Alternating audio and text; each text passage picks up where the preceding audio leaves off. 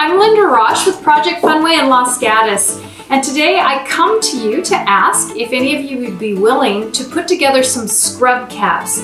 These are what doctors and nurses wear over their hair. Normally you see them as blue paper balloons on their head, but they're all out, and there's been a big ask to get these supplied to our local hospitals. Apparently, I think Kaiser may be running out next week, and so this is what we're going to resort to. And I'm hoping that many of you who perhaps have taken some classes here at Project Funway would be willing to put some of these together this week. If you have some 100% cotton, which is really important, a little bit of elastic, 1/4 inch would be perfect. If you don't have it, I know there's a run on it and it's very hard to get. You can use larger elastic and cut it to make it fit, or you can improvise with a different size and you can scale your pattern.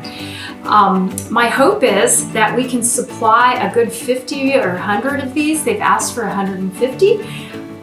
But girls out there and some adults, if you could help, I would be so excited. You will find this pattern in a link that we'll put below this YouTube tutorial. But the reason why I'm here is to show you how to put them together, since there will be some questions. Once you download the PDF pattern, you will have to put it together. It's highly important that when you print this, that you make sure it's on 100% sizing. Each square should equal 1 inch. So once you print it out, if it's not 1 inch, it will not fit. So this is the perfect size. I've had to do it a few times. So before you print preview, make sure it's 100% to scale, actual size. Once you print it out, you'll cut parts of the straightaways, which I've done here already, just to show you how to put it together. For instance, C and C. This is the seam line right here. And A, they kiss to make one full square. You're going to be taping that. And then this comes from this part, and voila, you have the pattern. Once that's put together, we're going to describe them as pattern A and B, since I really don't have an official name for these pieces. This is the back part, and this is what goes over the head and ties in the back. We're going to call this A, and we're going to call this B. A few hints on this. With your fabric, this letter A must be placed on fold. I did multiples of this at one time, so I didn't cut many times. You can at least double this. You need one of each pattern. With your width of fabric, fold it so that we're perfectly aligned with our folds on this side. And you're going to place your pattern here, making sure this is aligned on the fold, and you'll cut it out. Highly important that you mark this mark, which you're going to add to your pattern, and this one, which is already on your pattern. This mark happens to be the end of the straight piece right before it curves, and this one is marked on your pattern. The other one I want you to mark is a tiny little notch at the top, so we know that this is the center of this piece. Once you've done that, you've actually cut out 4. So, or excuse me, you cut out 2 because they're on fold. With the cap, you can place it here and fold the fabric over and cut out 4 at one time. So you can do these in multiples, but it's highly important that you recall this has to be on fold. With letter B, make sure you mark the center top, because that will need to match with the center of this. We're going to start with B right now, because I'd like to put it together before we move on. It's a little bit of elastic. It is not difficult, but I want to show you the shortcut.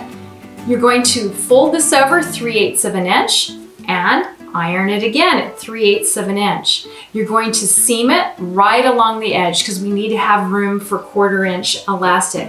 Again, if you only have 3/8 or you have 1/2 inch, cut it in half, or just lengthwise cut it, because they're desperate for these caps. I think it will work. I've already seamed this, and you see that I have stuck my elastic through. with this handy tool, but you can use a safety pin just as easily. Once I get through, I want to make sure I don't pull it all the way through. I run to my machine and I would seam this here to lock this down. And as it comes out the other end, you're going to lock it down here. Then this part is ready.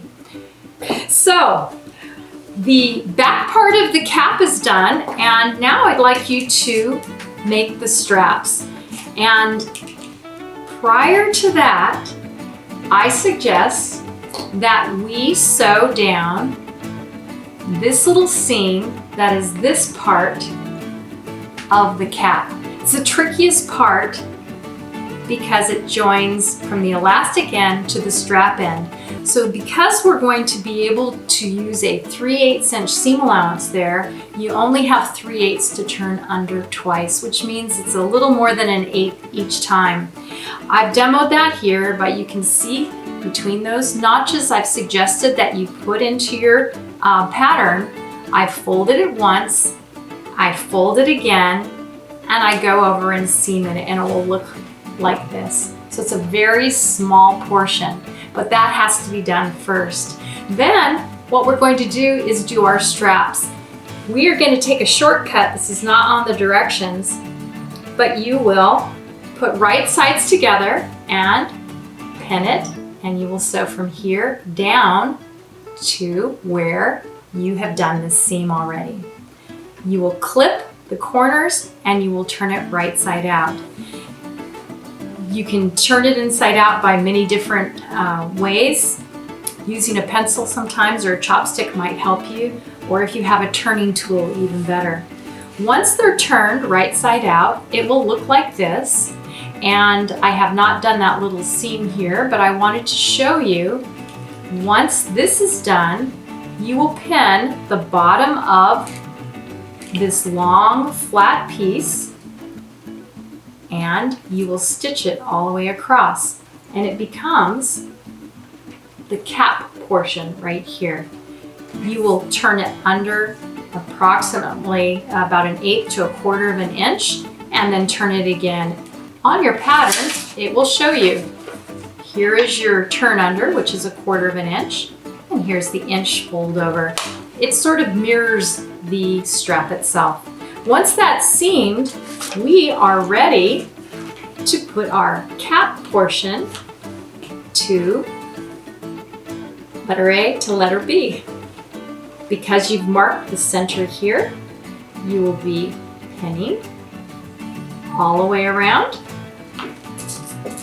until you get to the part where you've done your little seam. And I'm going to use my finished product because it's easier to see. Once you've pinned all the way around, you can see it's going to end right where your mark was and where your little hem is. Use a 1/4 inch, 3/8 at the most, trim that seam, and voila, you have a surgeon's scrub cap.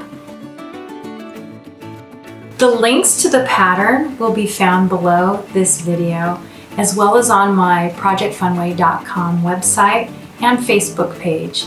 I hope you'll participate in making some of these for our local community, but it's got to get done quickly.